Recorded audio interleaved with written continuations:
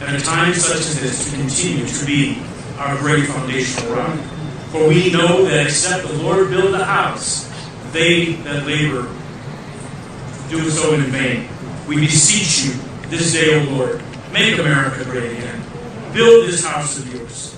Give us a hope and a future for us and our children's children. In the name of Jesus Christ, our Lord and Savior Almighty, we pray. Amen. God bless you.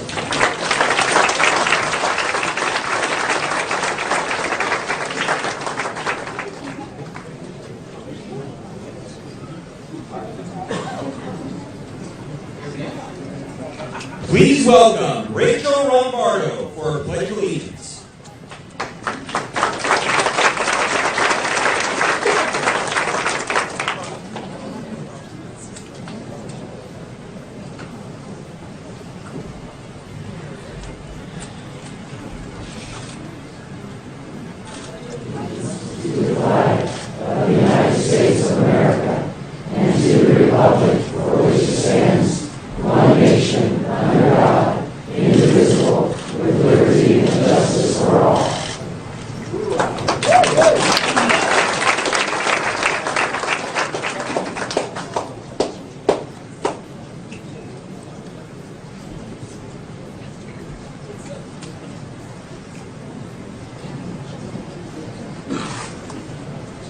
Please welcome State Senator James Settlemeyer.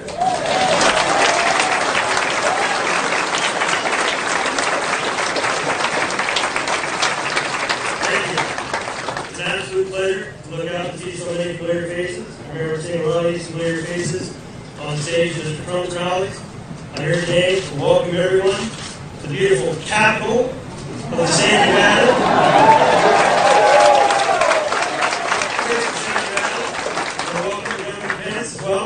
I had the pleasure to hear Mr. Pence just a few short days ago. I was back at a conference in Indianapolis, and I had the pleasure to meet him there and hear his words. Truly, one of the most presidential, motivational, inspirational speeches I've heard in a long time. And I'm very much looking forward to hearing him again here today. With that, I also have the pleasure of introducing a great man today that needs no introduction. We've all known him for a long time. I've been his warm-up band, per se, I think for a decade. In that respect, he also is a minor league basketball, person here from a little school around here with the Senators as the mascot. With that, I have the pleasure of introducing once Assemblyman, once State Senator, now Congressman, Mark Aming.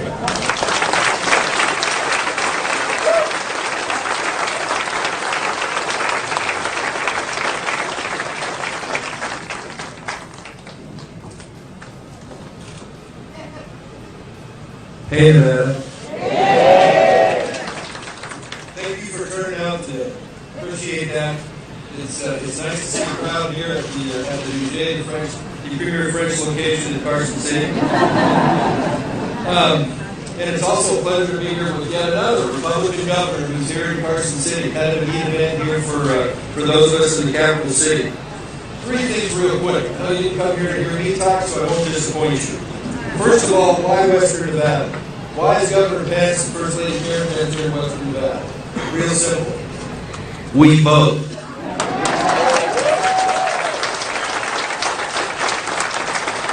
You don't need a history lesson, but let it just suffice to say that 2 years ago in a state or in a U.S. Senate contest that was a pretty important thing, and somebody will tell you that a certain candidate on the other side got 55 points in Clark County, they were in trouble. That candidate on the other side got to 55 points in Clark County. And then came Western Nevada. And Dean Heller's now the United States Senator. We vote. Number two, why Mike Pence? Well, let's see. Remember all the hand-wringing when Ronald Reagan was running? Oh my God, he's going to start a war, and he's crazy, and all that stuff. You folks are ready to start naming Lincoln Day after him now. Kind of reminds me of that sort of stuff too. But let's take a look at this just real quick.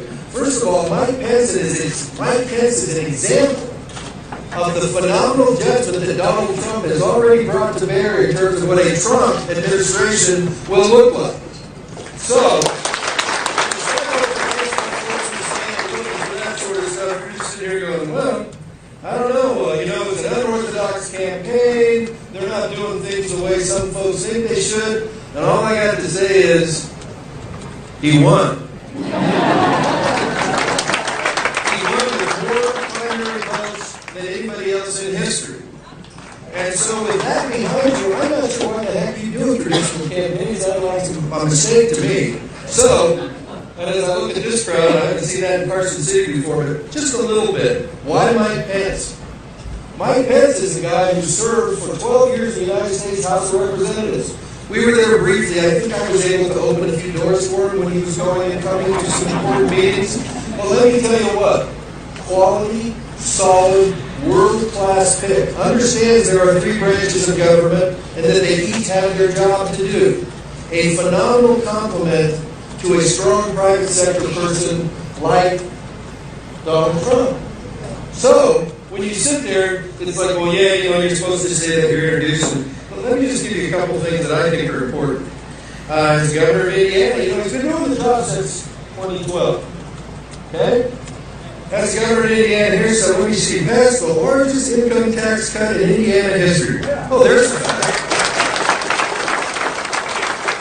For those of you accountants in the crowd, the state of Indiana, by the way, has a $2 billion operating surplus and a AAA bond rating. There's another fact. And then for all the ones who are saying, well, listen, if it's a Republican, I just got to say something bad because they're a Republican. This is a quote of Governor Pence. Grew up a Democrat. It may be that I grew up in a big Irish Catholic family, like he did. Maybe it was that my grandparents were so proud of the first Irish Catholic president, but he idolized JFK and Martin Luther King. So I don't want to hear about Republicans all sitting there and watch the same movies every night, the same TV shows.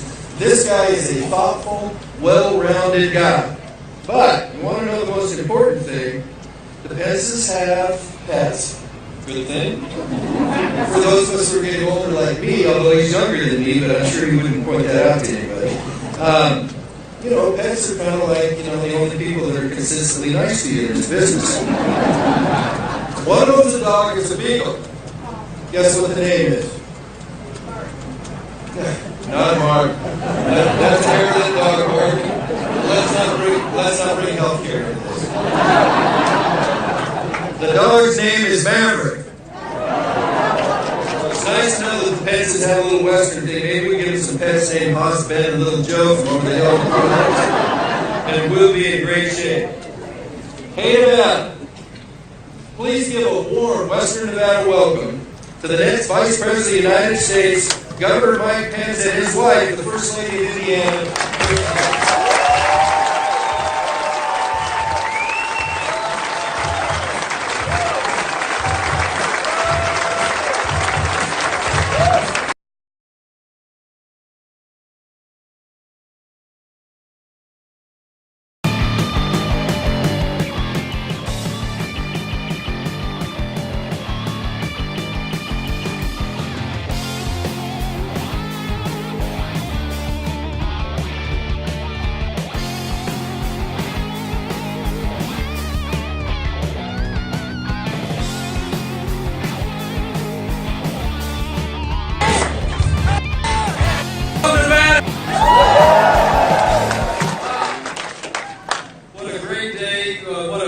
Congressman Mark Aming, thank you so much for that great introduction and your strong conservative leadership in Washington, D.C.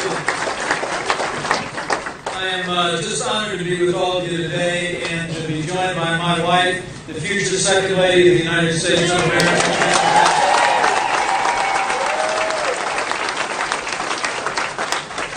To be with so many distinguished members of your state legislature, the House, and the Senate. I stopped by today at the campaign headquarters, and I didn't actually pick up a phone to make the call, but I cheered on the volunteers because we're going to elect Joe Heck to the United States Senate.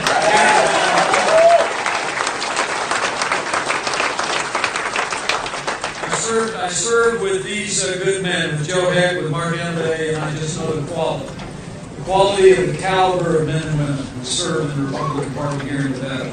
And I'm just incredibly honored to be with all of you today. Mark knows me a little bit better than that, though. He knows the introduction I prefer is a little shorter. Well, I did like the dog part. I thought that was kind of...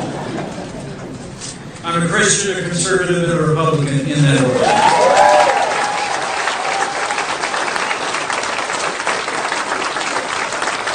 And last week, I was deeply humbled and honored to accept the Republican nomination to run and serve as the next Vice President of the United States of America.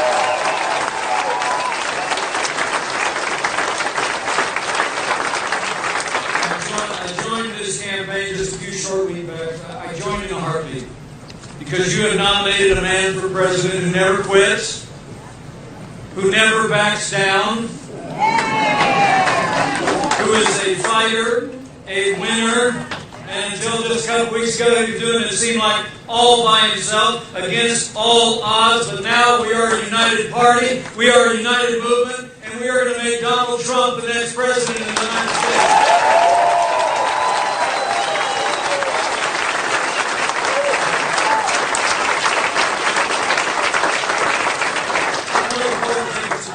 With you all, and I'm honored that you're here. But let me tell you, I'm going to get to you in a minute, but I got a few things on my heart I want to make sure to say. First and foremost, just the choice in this campaign couldn't be more dramatic or more clear. At the very moment when America is crying out for something new and different, they're crying out for candor, a plain-spoken type of American leadership that will level with us about where we are and what we need to do. The other party has answered with a stale agenda and the most predictable of names. People are restless for change. We're ready to break free from the old patterns in Washington, D.C. And Democrats just last week anointed someone who literally represents and personifies everything the country's tired of. Let me just say, for the sake of our security, for the sake of our prosperity, let's decide here and now that Hillary Clinton will never become president of the United States.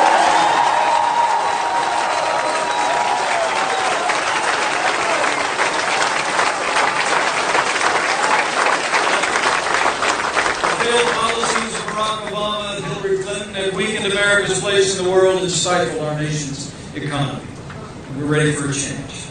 We're ready for leadership in Washington, D.C. that'll stand tall, that'll rebuild our military, have America standing tall and respected on the world stage again, and leadership that will unleash the full potential of the American worker and the American economy. And Donald Trump is just the leader to make America great.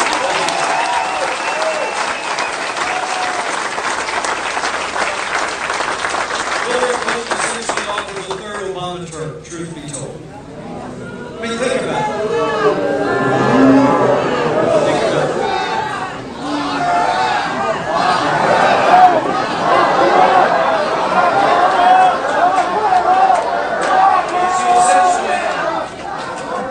it. Even yesterday on Fox News Sunday, she didn't quarrel much with Chris Wallace when he said that most of her agenda, relative to the Obama agenda, was just tweaks. And then she talked about all the new government programs that she was going to put into effect. I mean, the truth of the matter is she championed Obamacare because decades earlier she'd all but invented it. I mean, the national debt has nearly doubled in the last 8 years, and her only answer is more borrowing, more spending, more bailouts. I mean, the answer to growing the economy is more taxes, more regulation, more government. And I'm telling you what right now, we don't need more of what Barack Obama and Hillary Clinton are offering the people of the United States.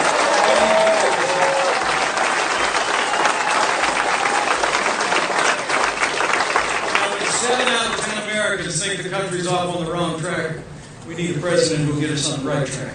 And that man is Donald Trump.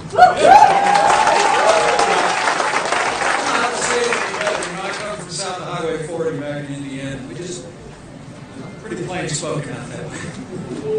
Donald Trump gets it. Can you say it any better than that? I mean, he's a genuine artist. He's a doer in a game usually reserved for talkers. When Donald Trump does his talking, he also doesn't tiptoe around the thousands of rules of political correctness and national media.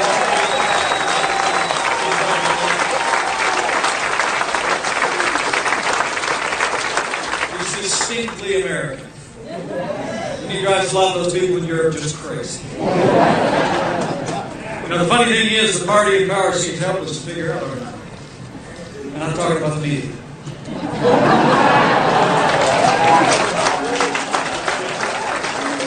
No, seriously, think about it. I mean, the Democrats and the media, I mean, they all keep telling each other the usual methods will work against them. They keep thinking, okay, now we've done him in. Right? All right? And only to wake up the next morning and Donald Trump is still standing stronger than ever before, and that's the kind of resilience and leadership of the American people on this day.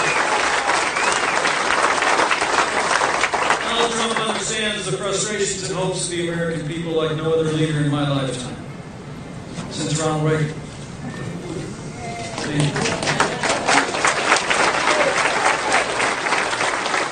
I know he moved out west after he grew up in the Midwest. But really, truly, not since Ronald Reagan have I seen a leader in my party who has understood the frustrations and the aspirations of the American people, has heard the American people. I mean, the other side tells us that this economy is the best that we can do. Right? I mean, the morning after Hillary Clinton's acceptance speech, they adjusted those quarterly growth numbers, 1.2% growth in our economy, the slowest recovery since 1949. They tell us it's the best we can do, but I'm going to tell you what. It's nowhere near the best we can do. It's just the best they can do. And Donald Trump and I are going to help unleash the power of this economy and lower taxes, repeal the red tape. And we're going to repeal Obamacare, lock, stock, and barrel.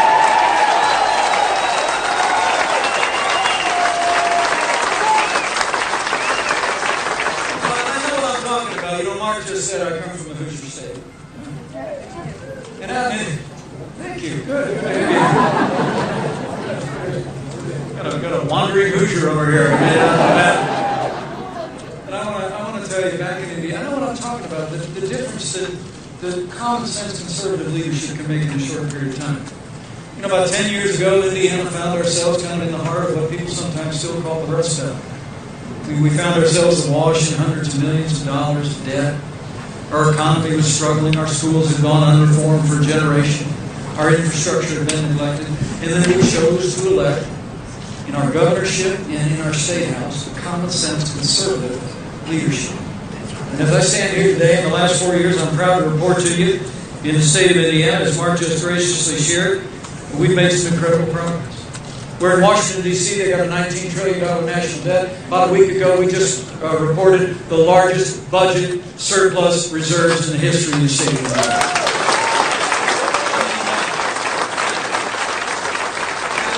That was after we just had the largest increase in education funding in Indiana history. We invested $2.5 billion in infrastructure. We have the most innovative health care program in the country. And as governor, I have cut taxes every single year that I've been governor, some $3.5 billion in tax rate.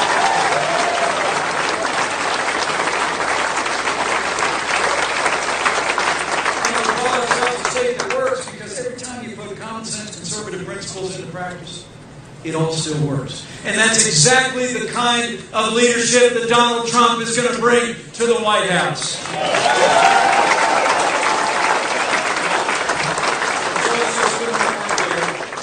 Americans can elect someone who literally personifies the failed establishment in Washington, D.C. Or we can choose a leader. Donald Trump is a leader. All right? A leader who will fight every day to make America great again. It's change versus the status quo. And my friends here in Nevada, all part of this movement, whether you be Republican or Independent, I'm Democrat, I'll make a promise to you. When we elect Donald Trump President of the United States of America, the change will be huge.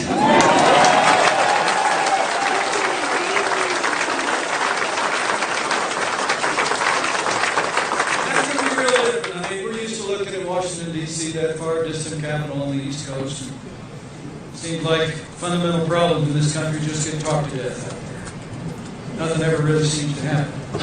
The truth of the matter is, and Mark knows this. I cut my teeth in Washington, D.C., battling against the big spenders in my own party.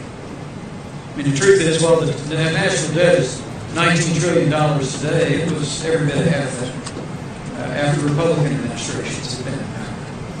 And the truth is, we needed new leadership in Washington, D.C., leadership that'll bring people together and solve the problems of this country. And that's exactly the kind of leadership that Donald Trump is going to bring to our nation's capital. Under Donald Trump simply knows that the talk is over. Our leaders need to be stronger. And under President Donald Trump, our deals will be stronger. Our deals will be smarter. Our soldiers will have the resources they need to get the job done and come home safe.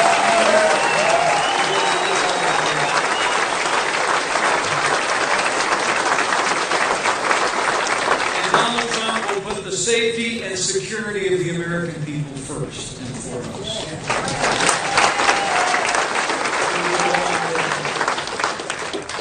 It's been a heartbreaking time in the lives of men and women who serve in our law enforcement community around this country. Another police fatality last week, a shooting in my home state capital of Indianapolis last week, an officer who was recovering from his injuries. It's a challenging time for men and women in law enforcement. So would you mind just maybe getting on your feet and taking a moment to show these men and women who serve on the thin blue line how much we appreciate it?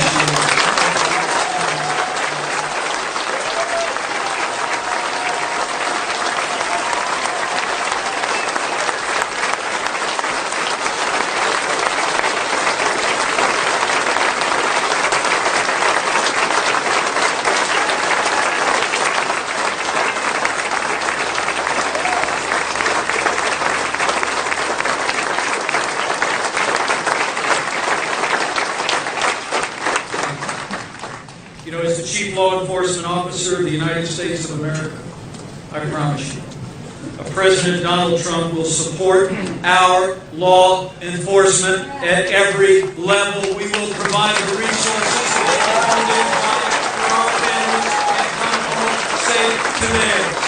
Donald Trump will restore law and order in the streets of the United States of America.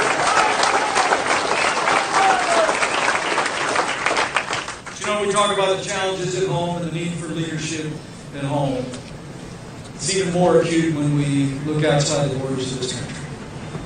For 7.5 years of Barack Obama and Hillary Clinton's policies have weakened America's place in the world. I spent 10 years on the Foreign Affairs Committee. I traveled in and out of some of the most difficult regions of the world. I watched the gains, the hard-fought gains that our soldiers made, and then I watched them squandered under this administration. It's extraordinary to think when you look at the rise of radical Islamic terrorist attacks in allies around the world, inspired and fear. When you look at the hard-won gains in Operation Iraqi Freedom that were abandoned only to see ISIS conjured up, as it were, out of the vacuum that was left behind.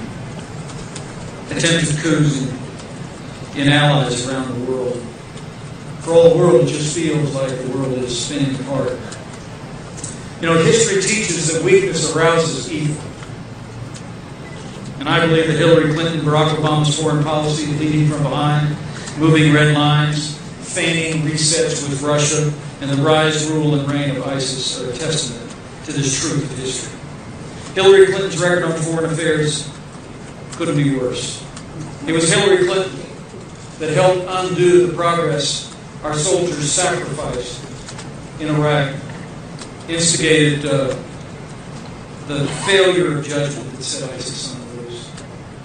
It was Hillary Clinton who instigated the president's disastrous agreement with the radical mullahs in Iraq. And it was Hillary Clinton who left Americans in harm's way in Benghazi. And then said, what difference at this point does it make? Let me say, as the proud father of a United States Marine, from my heart, Anyone who said that, anyone who did that, should be disqualified from ever serving as Commander-in-Chief.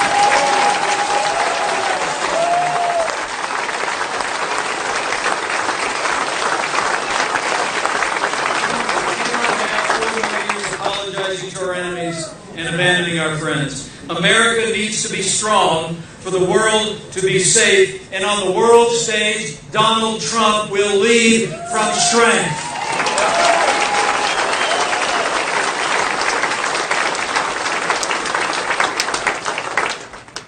And as this election approaches, let me say one other important thing. My friends and neighbors here in Carson City,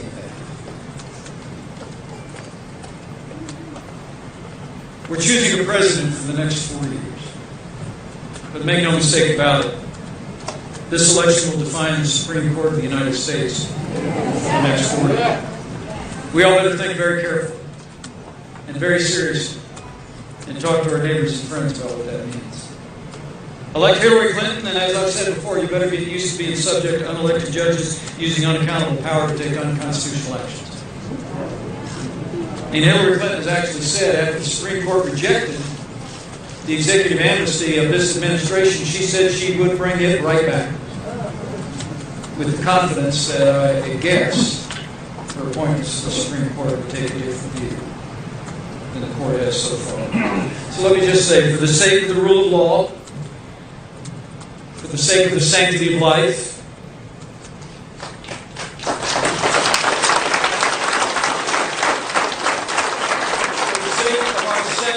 Amendment to the Constitution. For all our God-given liberties enshrined in our founding documents, we must ensure that the next president appointing justices to the Supreme Court of the United States is President Donald Trump.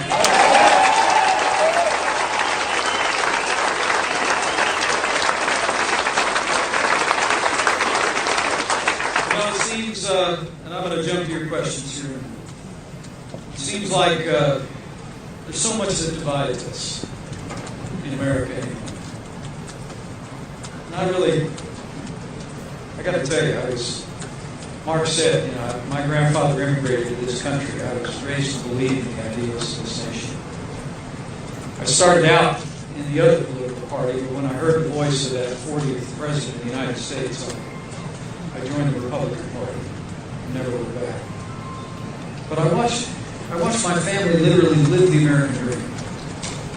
And I was raised to believe that there's more always in this country that unites us than ever divides us. But our love for freedom, our commitment to community, our belief in rugged individualism and in personal responsibility, these American ideals out of which the American experiment has stunned the world now for 200 plus years, are that foundation upon which we've always come together, and I believe we'll come together again. And chief among those, I believe, is that simple principle that throughout our history, whether you were in Carson City or whether you were carving a home in the woods out off the Ohio River, we were always held up and supported by the belief that we are one nation under God. Amen. I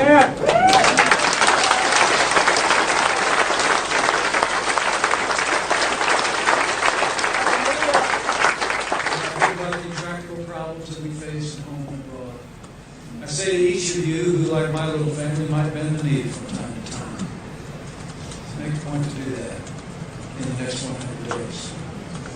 Because I still believe that if His people, who are called by His name, will humble themselves and pray, He'll hear again from heaven, and He will heal our land.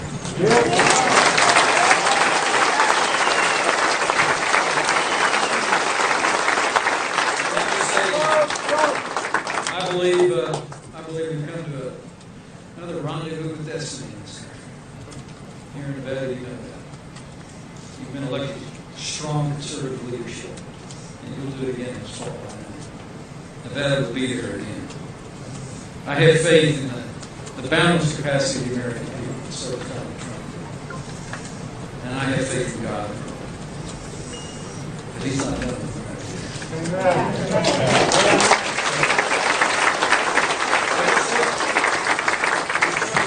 Take notes. Go back and talk to your neighbors and friends. Call them on the phone. Email. Tweet.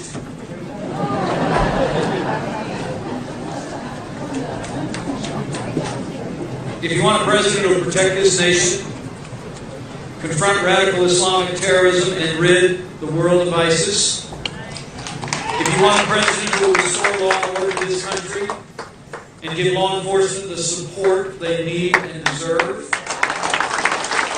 want a president who will cut taxes, grow our economy, and squeeze every nickel out of that bloated federal bureaucracy,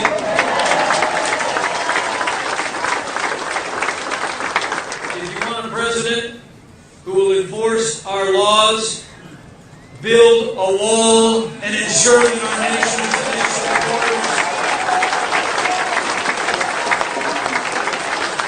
And we want a president who will upend the status quo in Washington, D.C. and uphold the Constitution of the United States of America. I'm here to tell you that man is ready.